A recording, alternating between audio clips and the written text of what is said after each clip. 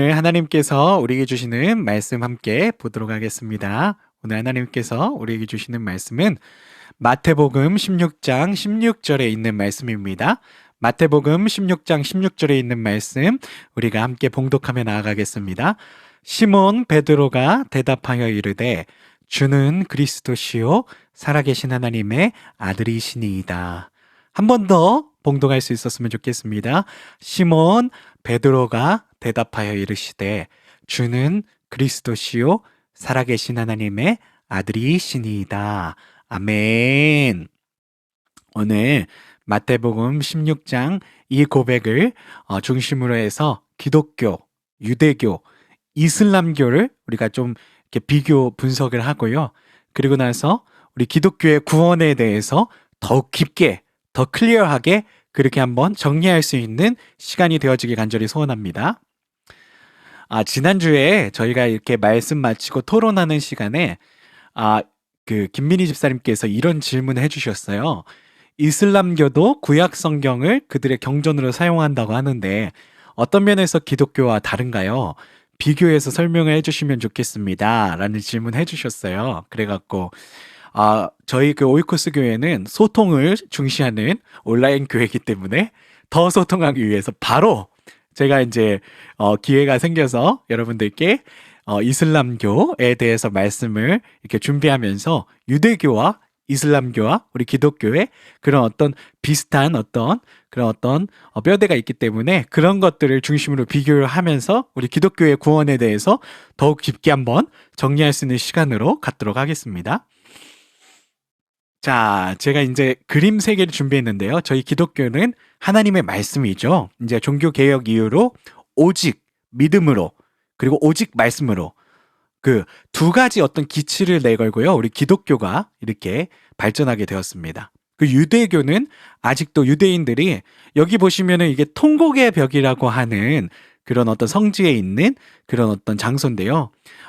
이스라엘의 마지막 남은 성전의 한 모퉁입니다. 그 한 성벽을 아직도 유대인들은 너무나도 귀중하게 여기고 거기에 가서 이렇게 벽을 만지면서 벽에 손을 대면서 그렇게 어떤 예배를 드리는 걸 굉장히 중요하게 여기고 있습니다.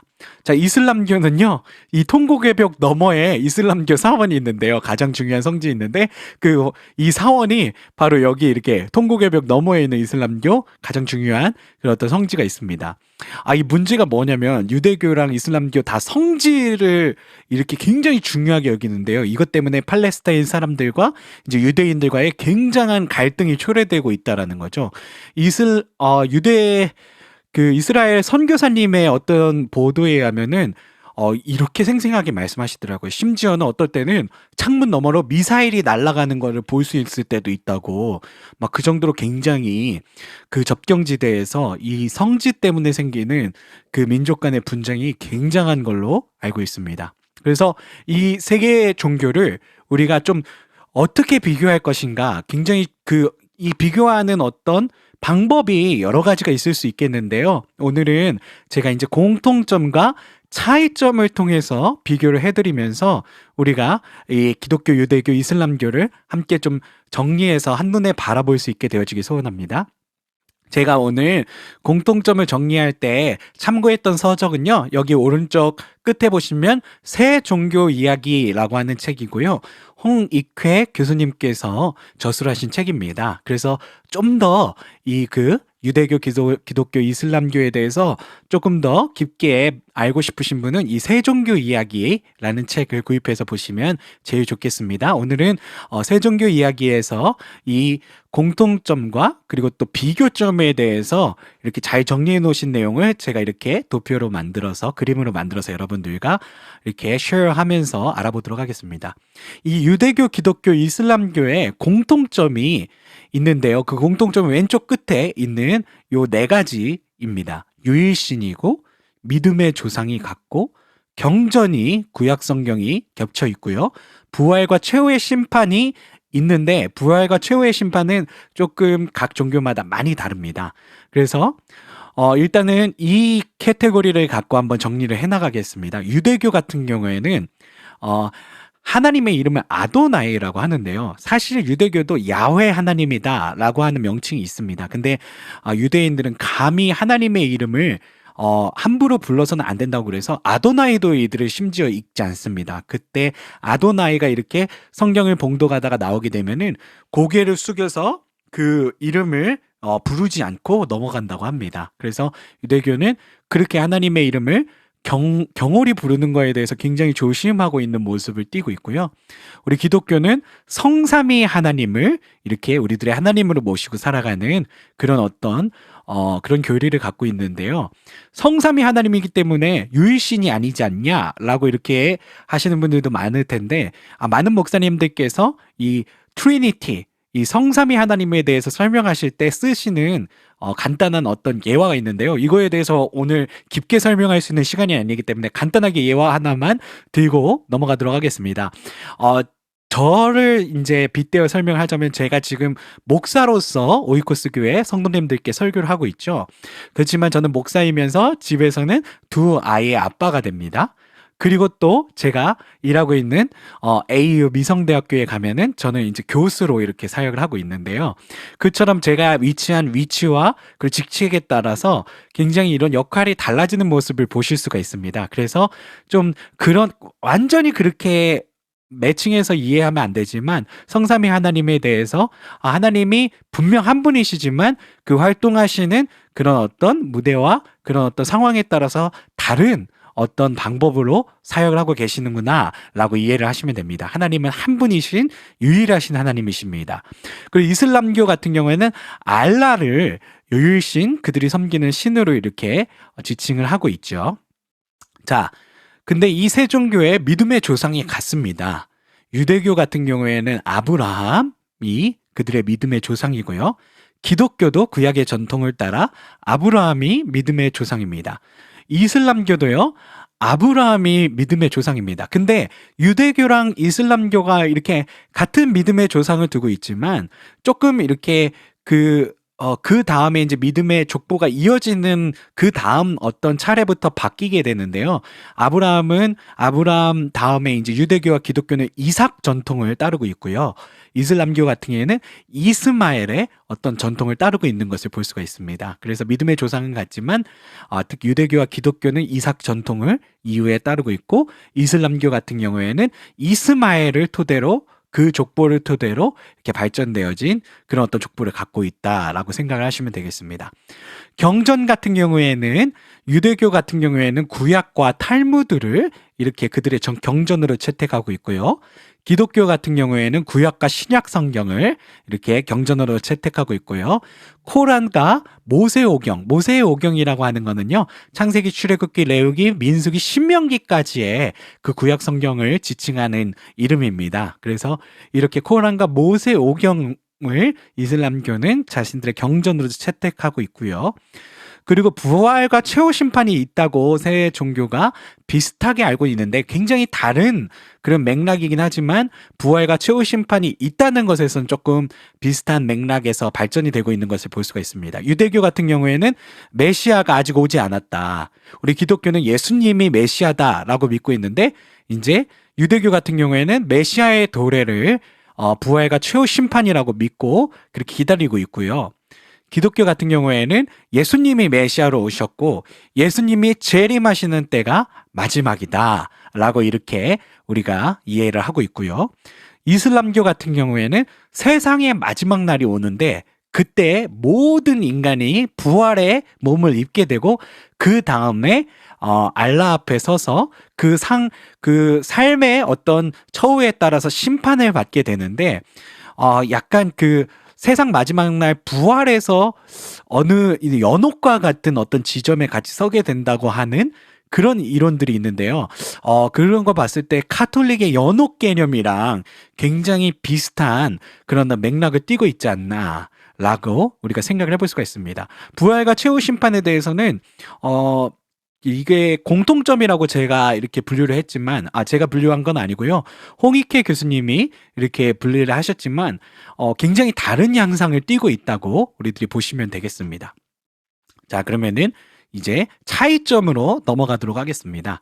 자, 유대교, 기독교, 이슬람교의 차이점이 있는데요. 가장 대표적인 차이점은 뭐냐면 예수님에 대한 관점에서 큰 차이점을 보이고 있습니다.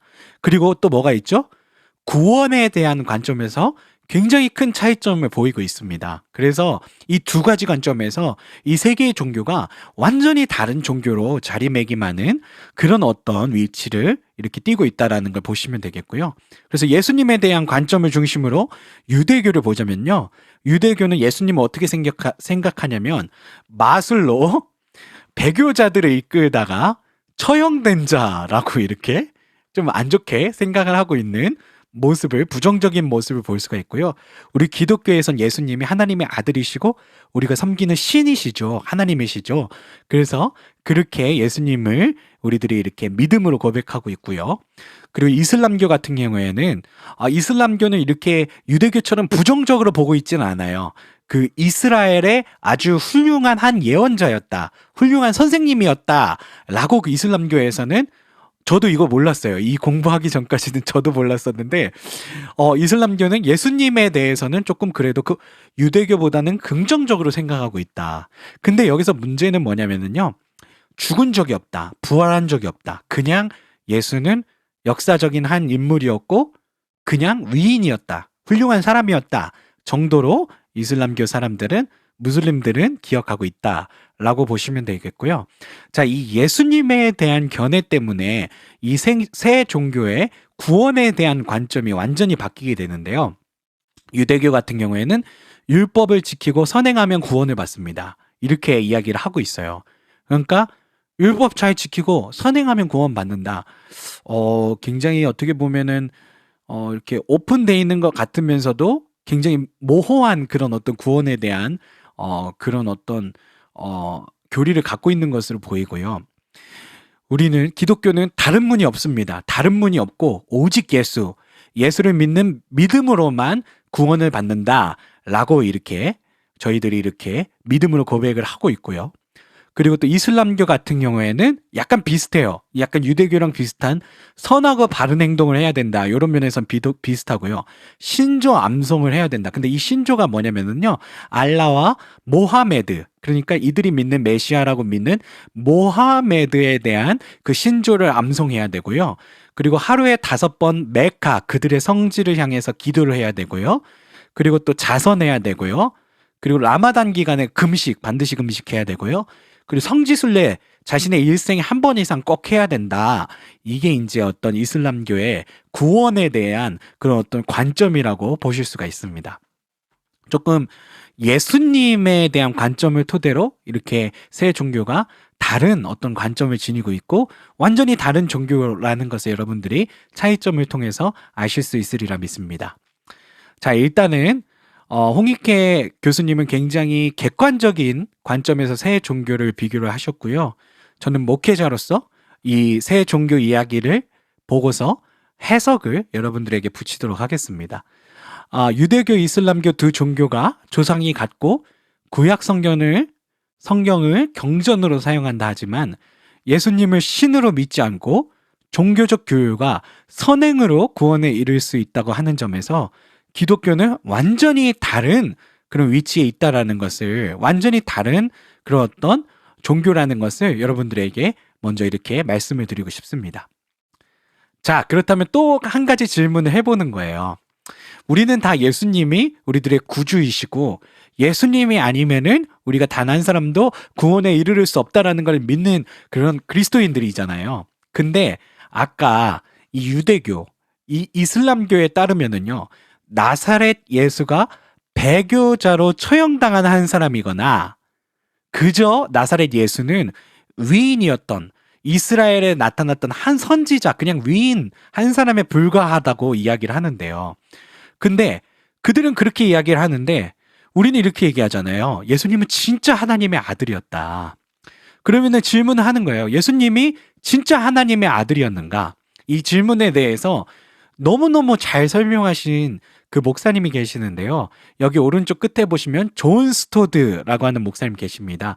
이 존 스토드 목사님의 기독교의 기본 진리라고 하는 책은요, 너무나도 기독교의 슈퍼 베스트셀러 중에 하나인데요. 몇 쇄가 지금 이게 인쇄를 하면은 이제 책이 이제 다 판매되면은 다음 인쇄를 해야 그다음 책이 판매가 될 수 있잖아요. 근데 몇 세를 했는지 도저히 찾을 수가 없을 정도로 너무나도 유명한 기독교 교리 책입니다. 그래서 여러분들이 꼭 한번 읽어보시면 예수 그리스도가 나사렛 예수가 왜 진짜 하나님이신가에 대한 분명한 대답을 줄 수 있는 책입니다. 거기서 이 존 스토드 목사님께서 삼중 증거에 대해서 이야기를 하십니다. 왜 예수, 나사렛 예수가 하나님인가에 대해서 삼중 증거에 대해서 가르치시는데요. 첫 번째, 자기중심적 가르침이라는 겁니다. 예수님 이런 말씀하셨죠. 나는 부활이요 생명이니 나를 믿는 자 죽어도 살겠고 살아서 나를 믿는 자는 영원히 죽지 않으리라. 그러니까 예수님이 계속 얘기하시는 거예요. 내가 하나님이다. 내가 하나님의 아들이다. 여러분 이게요. 우리가 성경을 이렇게 읽으면서 너무나도 예수님에 대해서 우리가 선 이해가 있기 때문에 그렇죠. 여러분 진짜 여러분 이렇게 생각해 보세요. 제가 목사도 아니고 아무것도 아닌 사람인데 제가 여러분들 앞에 서서 제가 신입니다. 제가 하나님의 아들입니다. 그럼 여러분 무슨 생각하시겠어요? 저분 좀 정신병자 아니야? 이런 생각이 들잖아요. 근데 예수님은요. 이렇게 자기중심적 가르침을 가르치셨어요. 그러니까 출구가 없는 거예요. 그냥 예수님은 그 자체로 내가 하나님의 아들이다. 내가 부활이다. 내가 생명이다. 나를 응답하는 자가 하나님을 응답하는 자다. 나를 바라보는 자가 하나님을 바라보는 자다. 이렇게 예수님의 어떤 공생의 사역 가운데 많이 말씀하셨어요. 자, 그렇다면 예수님은 둘 중에 하나예요. 진짜 하나님의 아들이시거나 아니면은 이렇게 말해서 죄송합니다. 제가 그냥 가정을 하는 겁니다. 오늘은 좀 우리가 종교학적으로 좀 더 우리 기독교에 대해서 좀 더 확실하게 클리어하게 생각을 해야 되기 때문에 예수님이 둘 중에 하나다. 하나는 진짜 하나님의 아들이시거나 아니면은 정신병자이셨거나 이 두 가지를 이제 존 스토드 목사님이 자신의 어떤 삼중 증거에서 이제 이렇게 과정으로 이렇게 설명을 하시는 거죠. 두 번째, 근데 예수님이 정신병자가 아니었다라는 거예요. 여러분 생각해 보세요. 정신병동에 가보면 내가 예수님의 부활의 현신이다 막 하는 정신병자들이 있잖아요. 근데 그런 정신병자들은 누구도 따르지 않습니다. 그 정신병자의 어떤 제자가 되려고 하지 않습니다. 근데 예수님은 인격이 있으셨어요. 예수님은 재산을 전혀 갖지 않으셨고요. 문둥병자를 만져서 고쳐주시고요. 아이들, 그때 당시 아이들은 사회적으로 굉장히 낮은 계층이었거든요. 아이들을 기뻐하고 환대하시고 십자가에 달려 돌아가실 때도 하나님 저들이 하는 일을 알지 못합니다 라고 기도하며 용서하시는 예수님이셨어요. 예수님은 제자들의 발을 씻기는 참 스승이셨어요. 그러니까 예수님의 인격이 예수님이 스스로 내가 하나님의 아들이라고 말하는 그런 어떤 예수님의 주장을 뒷받침해 주는 거죠. 예수님의 인격 때문에 예수님이 하나님의 아들이라는 그런 어떤 말씀이 더욱 강화되는 거죠. 자, 세 번째, 삼중증거의 세 번째는 예수님의 부활입니다. 예수님의 시체가 없었대요. 여러분들 다 이렇게 죽게 되면 시체가 있습니다. 시체를 찾으면 끝나는 거죠. 예수님이 부활했다라는 말은 허무맹랑한 소리였다라고 끝나는 이야기가 됩니다. 그리고 요한이 봤는데 예수님의 그 부활하신 무덤에 갔는데 수위가 헝클어지지 않았다. 이 수위가 헝클어지지 않았다는 건 예수님께서 마치 번데기에서 나비가 이렇게 나오는 것처럼 그 수위, 그 장례 때문에 입으셨던 그 옷이 하나도 헝클어지지 않고 그대로 거기서 이제 하나님께서 새로운 어떤 육신으로 이렇게 부활에 이렇게 참여하게 하셨다라는 것을 대표하는 이야기고요. 그리고 부활하신 예수님께서 수많은 사람들 앞에 보이십니다. 그거는 역사적으로 정말 틀릴 수 없는 사실이고요. 그리고 무엇보다 명확한 증거는 뭐냐면 제자들이 변했다라는 것입니다, 여러분. 옛날에 제자들은 어땠죠? 예수님 십자가에 달리시니까 다 도망가고 나 예수 몰라요. 나 예수 몰라요. 막 예수 이름에 저주하고 그랬던 제자들이 예수 이름 때문에 목숨을 걸고 십자가에 거꾸로 달리는 등등. 정말 예수님의 어떤 부활 이후로 완전히 바뀐 제자들의 모습을 볼 수가 있습니다. 이 삼중 증거 속에 물론 유대교 그리고 또 이슬람교는 예수는 죽지 않았다. 예수는 부활하지 않았다. 예수는 배교자 중에 그냥 한 사람이었다라고 이렇게 치부하고 있지만 우리 그리스도인들은 분명히 압니다. 예수님은 현존하시는 하나님이셨고 이 역사의 한 인물로 이 땅 가운데 오셨었고 그 예수 그리스도의 이름이 아니면 결코 단 한 사람도, 예수 그리스도의 은혜가 아니면 결코 단 한 사람도 하나님 앞으로 나아갈 수 없다라는 것을 우리가 분명히 이 존 스토드 목사님의 삼중 증거를 통해서 확인할 수 있게 되어지는 줄로 믿습니다. 자, 오늘 말씀을 좀 마무리하겠습니다. 현대 이제 많은 어떤 학문들 다원주의를 많이 표방하고 있어요. 그냥 모든 종교에 구원이 있다라고 합니다. 여러분, 근데 다원주의 굉장히 위험한 겁니다.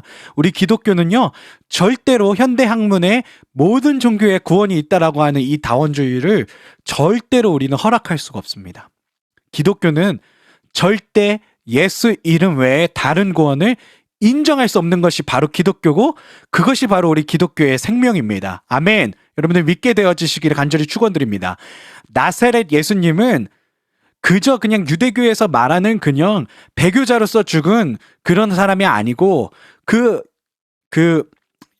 이슬람교에서 말하는 그런 위인한 사람이 아니고 역사적으로 실존하셨던 하나님이십니다. 여러분들 믿으실 수 있게 되어지기를 소원합니다. 예수님이 하나님이심을 믿지 않는 자에게는 절대로 구원에 이를 수 없습니다. 그게 우리 기독교의 진리고 기독교의 바로 우리들의 그 교리입니다. 예수 이름이 아니면 단 한 사람도 하나님 앞으로 갈 수 없습니다. 오늘 본문의 베드로의 고백을 우리가 다시 한번 돌아갈 수 있게 되어지길 소원합니다. 베드로가 뭐라고 고백해서 하나님께서 교회의 열쇠를 베드로에게 주셨죠? 베드로의 고백이 저는 교회의 시작이라고 생각합니다. 베드로의 고백이 무엇이었습니까? 주는 그리스도시요 살아계신 하나님의 아들이십니다. 주는 그리스도시요 살아계신 하나님의 아들이십니다. 바로 여기에 우리 구원의 열쇠가 있습니다. 우리가 주 예수 그리스도를 그저 한 사람의 위인으로 한 사람의 역사적 인물로 나사렛에 있었던 한 사람으로 그렇게 기억하는 것이 아니라 주 예수 그리스도가 죽으셨고 부활하셨고 우리를 위해서 십자가에 달리신 구원의 구주시다라는 것을 우리들의 믿음으로 고백할 때 우리들이 구원의 길에 들어가게 되어지는 줄로 믿습니다. 이것이 바로 기독교입니다. 이것이 바로 기독교의 구원입니다. 이것이 바로 우리 기독교가 믿는 참 하나님이십니다. 우리 모두가 그 고백을 할 수 있는 오늘 이 시간이 되어지길 소원합니다. 우리 잠깐 오늘 우리가 묵상했던 그 말씀을 우리가 한번 조용히 다시 한번 되짚어 보시면서 우리가 유대교 그리고 또 이슬람교 우리 기독교를 비교하면서 왜 우리 기독교가 진짜 구원의 길이며 진짜 진리의 종교인지에 대해서 다시 한번 우리 마음으로 되새기는 시간을 갖도록 하겠습니다. 우리 조용한 목소리로 오늘 주신 말씀을 잠깐 묵상하는 시간으로 갖도록 하겠습니다.